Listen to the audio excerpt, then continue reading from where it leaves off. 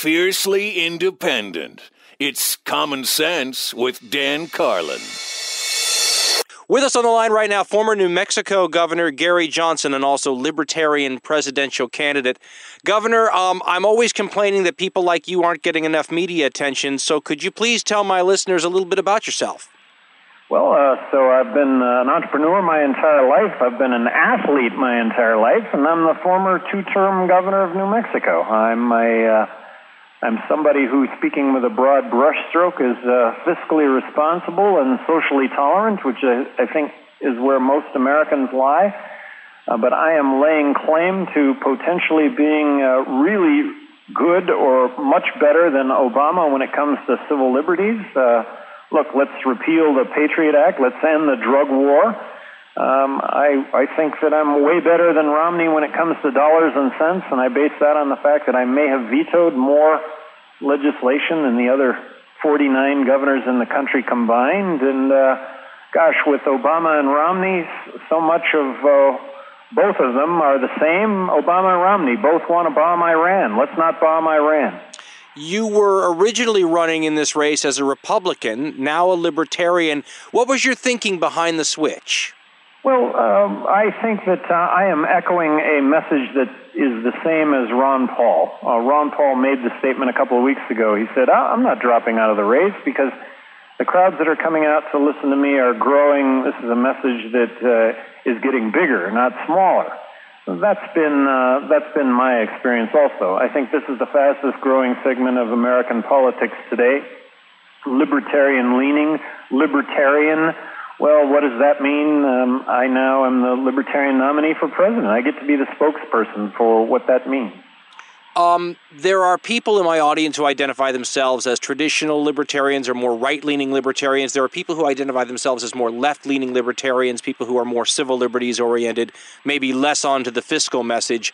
If you were going to name what you think your number one campaign issue is in this campaign, what would you say it was? Well, I would say that it's balancing the federal budget. It's the economy. If we don't balance the federal budget, if we don't reduce spending by $1.4 trillion now, I think we're going to find ourselves with a collapsed government. I think we're going to find ourselves in a situation where the money that we have doesn't buy anything. I am also advocating reforming the entire federal tax system, doing away with the IRS, doing away with income tax, doing away with corporate tax, replacing it with a federal one federal consumption tax, specifically the fair tax. For those listening, check it out, fairtax.org. I think it really is the answer when it comes to American exports, making our exports 23% more competitive. I really think it's the answer when it comes to jobs, because in a zero corporate tax rate environment, if the private sector doesn't create tens of millions of jobs, I don't know what it's going to take to create tens of millions of jobs. What do you do in an environment like we have where you, if you're elected president, are going to run into all sorts of people taking money from all sorts of sources that may not agree with your agenda? What do you do in a system that is awash with money and special interest? Well, I only can draw on the experience that I've had in my life to this point, and in New Mexico is a state that's 2-to-1 Democrat. I was elected as a Republican. I was elected with a promise to put issues first and politics last, and I'm here to tell you that good government was easy. It wasn't hard. It was easy to put issues first and politics last, and we need a libertarian president right now to challenge Obama when it comes to getting out of the wars, when it comes to the Democrat Congress. Challenge the Democrat Congress to repeal the Patriot Act, to get out of Afghanistan, to bring the troops home, to end the drug war. We need a libertarian president that can challenge Republicans to really shrink government, make government more efficient, spend less money, challenge both sides. What do you do? We'll start with the parts of the Libertarian Party that I'm enthusiastic about. What do you do about the Constitution you mentioned? We've got things like the Fourth Amendment that don't seem to be compatible with running a war on terror. What does a Gary Johnson administration do to restore some of these lost rights? Well, to do just that, and And let's say no laws change because Congress has to go along with any change in law. Don't underestimate the ability of the executive to be able to implement positive change when it comes to rules and regulations. As governor of New Mexico, I controlled all the agencies. I controlled all the boards and commissions. I appointed them. So basically, I controlled all rules and regulations, and I think rules and regulations got better on a daily basis with fundamentally just costing less time and money to have to comply with what it is government wanted, and it wasn't going to make our lives any better. No safer, no better, just adding time, adding money. So, President of the United States, don't discount the effect that the President of the United States could have on TSA immediately, making it less intrusive when you get on an airplane and as safe. And I have to tell you, if I were in charge of that for 3 days, I believe I could make that happen. Well, just judging from the way things are going, I think you could too. That's a pretty low bar, I think, considering where they've set that. It's a pretty low bar, but it's all pretty low hanging, if you ask me. Well, let me then get to the inverse, opposite side of that question. If I say to somebody we need to restore the Fourth Amendment, for example, they're going to say, but we're in a war on terror. How does a Gary Johnson administration fight the war on terror? And the only way you can't answer this question is by saying, well, I'll tell you what we wouldn't do. Tell me what you would do. Well, by fighting the war on terror, this is what we should be vigilant toward. We should be, President of the United States' primary responsibility to ensure that this country is protected from a foreign military. And that's usually having gotten attacked in the first place. And then there's the whole notion of imminent attack. But primary responsibility of a President of the United States, I would just argue that our military policy has gone so out of bounds that we end up making hundreds of millions of enemies that I think but for our military actions, we wouldn't have those enemies. Do you use drones to kill bad people overseas, even if they're Americans? You never use drones to kill, you never kill American citizens without due process. And that is something that we've seen has been violated with a Laki, U.S. citizen, and in order to kill a U.S. citizen without due process. To my knowledge, that is unprecedented, and that's where we've come, and that's what we need to get away from. That's why we fought wars in this country, is so that kind of thing would not happen. See, now, I happen to be on the same side of the issue with you on a bunch of this stuff. Let me play devil's advocate, though. If you get elected, you don't get to reset everything. You have to accept things as they're left to you. If you're left with this situation we have with this war on terror, what do you do in the first year in office to turn things around and make us safer? I mean, the bad guys are out there, aren't they? Well, threats are out there, but realistically assessing those threats, let's just start with Iran. Is Iran a military threat? I think Obama and Romney both are just itching to pull the trigger. Let's not do that. There's not a military threat from Iran. There might be at some point, but we have the military surveillance capability to see that happen. And if we end up bombing Iran, we're going to be in for a 2-year bombing maintenance program of Iran, and we're going to make ourselves another 100 million enemies that we wouldn't have otherwise had. So our foreign policy when it comes to military strike, offensive military strike in the name of defense, it's not right. It's not right. You mention our intelligence capabilities. More and more people are worried that some of that stuff is being directed at our own people. What should be done in terms of reforming our ability to watch things from the intelligence or echelon or National Security Administration level without watching every American citizen at the same time? Well, that's the fine line, and I think we've gone over the fine line. The surveillance cameras that exist everywhere, and the problem is that we're finding ourselves these are powers that are growing within the government that are enabling the government to arrest you or I and detain you or I without being charged for an endless amount of time because of our war on terror. That's a war on ourselves. Does the executive branch have too much power? And if you think they do, would you as president try to give up some of that power? No, what I understand from my term as governor is that there are three branches of government, and all three branches are constantly trying to grab as much as they possibly can, because each branch knows how best to govern. So, and I say govern when it comes to the courts, because they really do end up governing with their decisions. But it's the reality. Balance of power. All three branches always trying to garner as much power as they possibly can.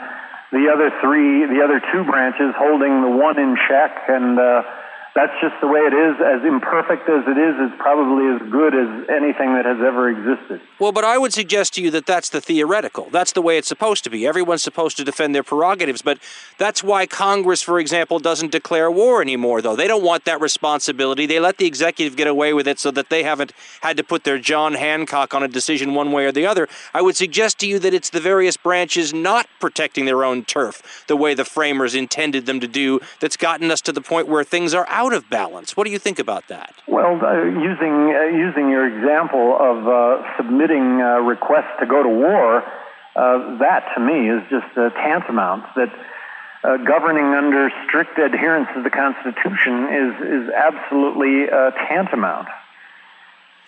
Let's talk a little about then maybe why that isn't happening. Talk to me about your views. I happen to feel that we've got a corruption problem in government. When I say that to you, how does that strike you?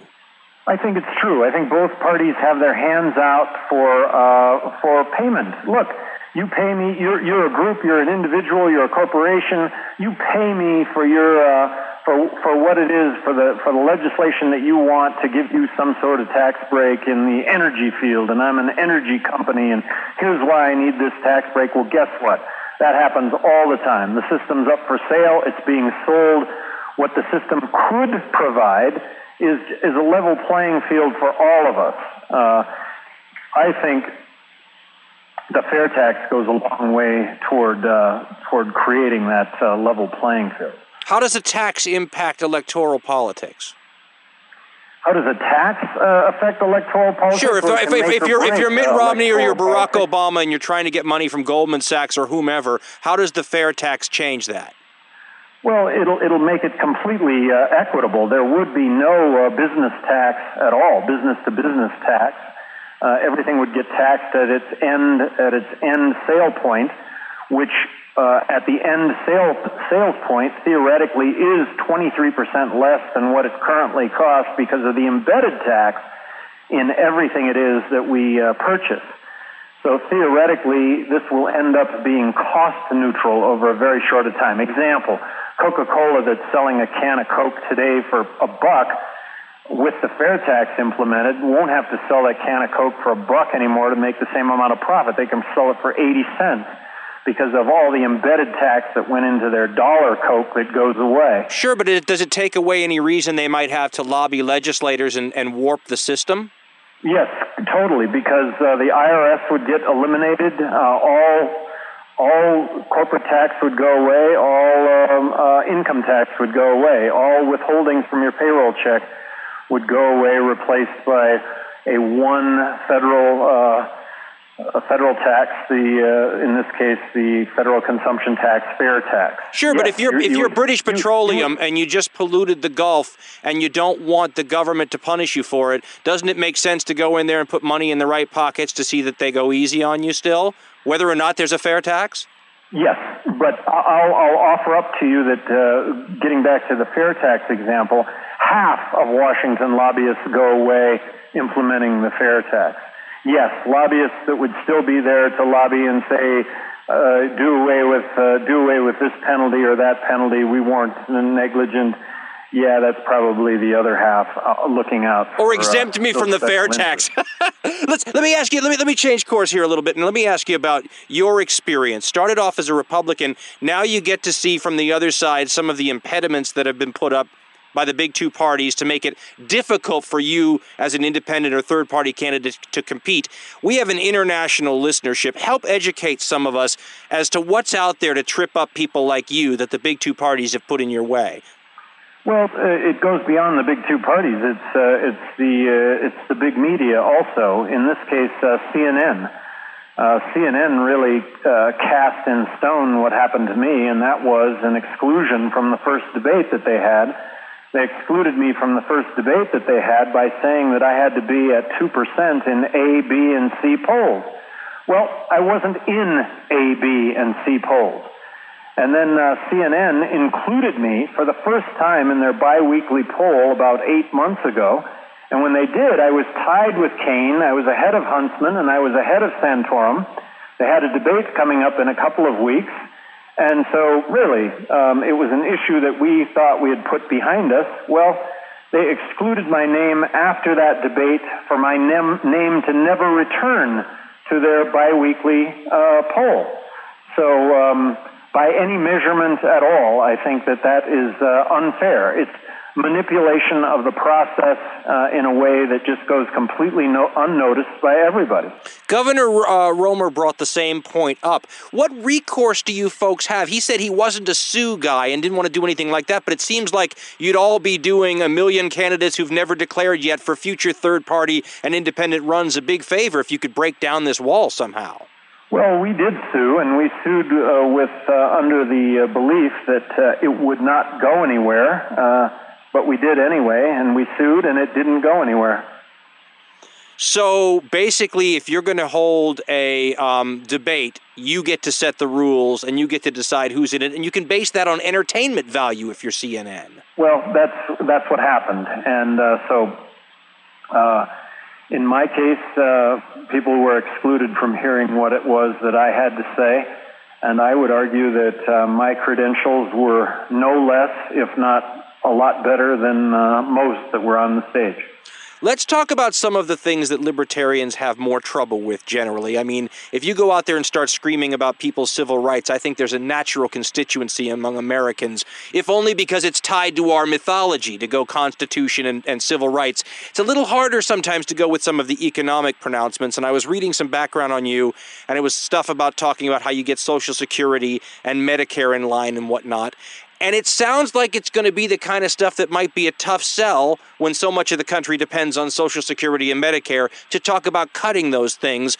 How do you tell the people that depend on this stuff that they need to be ready to deal with cuts in those areas? Well, first of all, I am not advocating cutting Social Security. Social Security is a system that is imminently savable without cutting it. It just needs to take in more money than what it pays out.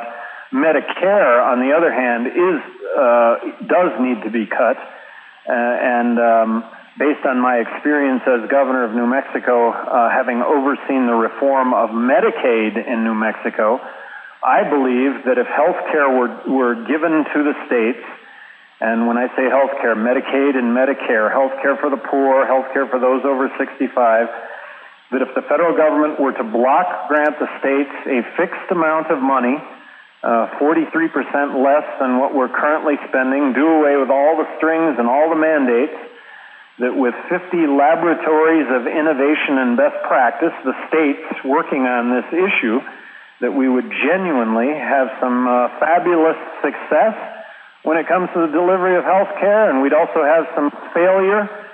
Failure would get avoided, success would get emulated, but we'd have 50 states, 50 different ways of dealing with this. And we have to balance the federal budget, or the alternative is having no health care at all. When I hear that, I keep trying to think of when the federal budget has been balanced, and I would suggest that for most of our history, we've managed to do okay without a balanced budget, although obviously everyone has limits, and there's points beyond which you can't go, which is obviously where we are. How much would you be willing to allow things, to get back to like Medicare, people can go to emergency rooms, right? That's supposedly where the system gets forced to suck up these costs, no matter what states or what have you do. Do you take something like that away to encourage, or do you allow states to turn people away at emergency rooms? Well, you allow states the complete flexibility to do whatever it is they think they need to do to implement in this case, government delivery of health care to the poor, Medicaid, and government delivery of health care services to those over 65, Medicare.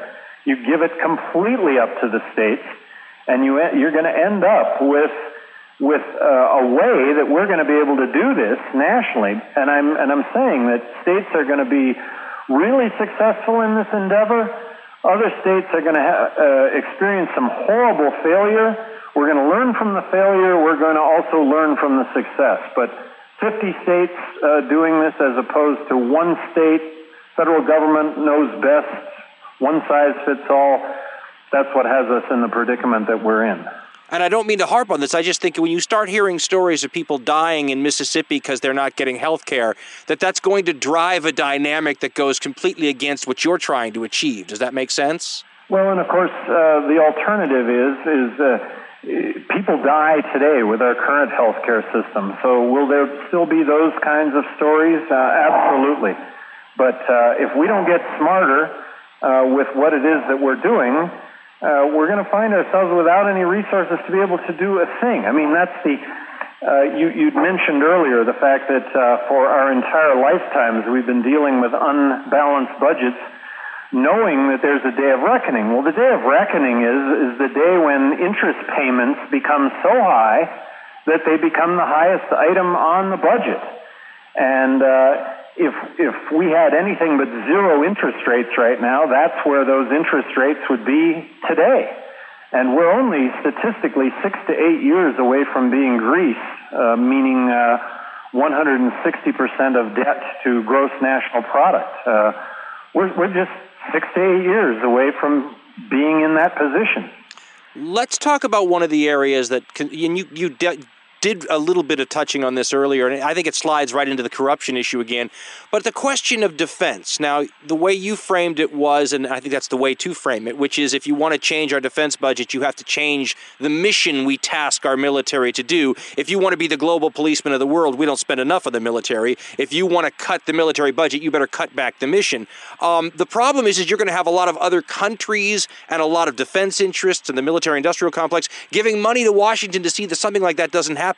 Someone showed me a poll the other day that shows that 67% of Americans would like to see the defense budget cut, but we're not the ones giving money to Washington, D.C. How does a Gary Johnson presidency deal with that problem, the military-industrial complex, and all the money and work that it provides? Well, that's the theoretical here that gets offered up in a presidential race. That's the theoretical that's being offered up here for voters is status quo, Obama-Romney, or take a chance, and not so much a chance, but just look at my record as governor of New Mexico and see how affected it was by special interests. It wasn't.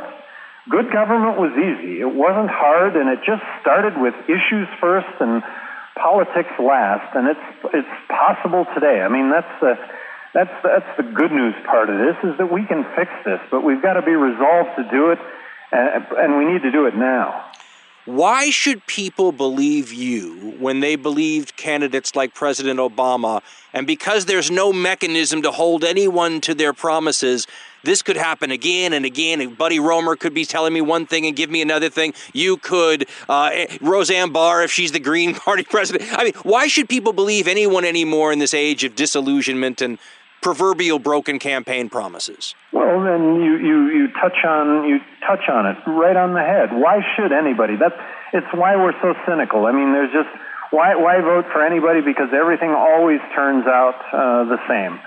I would just say that that same cynicism existed when I was elected governor of New Mexico, and I can't tell you how the experience really flew in the face of business as usual. It wasn't business as usual, and this is what's being offered up here in this third-party run. We'll see if anything happens as a result of it, but it's one thing to be in the game, on the ballot in 50 states, and then it's another thing to be at home and, you're not talking about it anymore.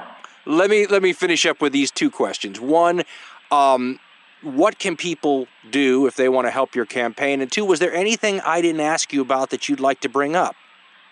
Well, get online, GaryJohnson2012.com, check it out. and anything that I just see this as a real turning point in this country, and I really see an opportunity here for myself to make a difference, or I wouldn't be offering myself up.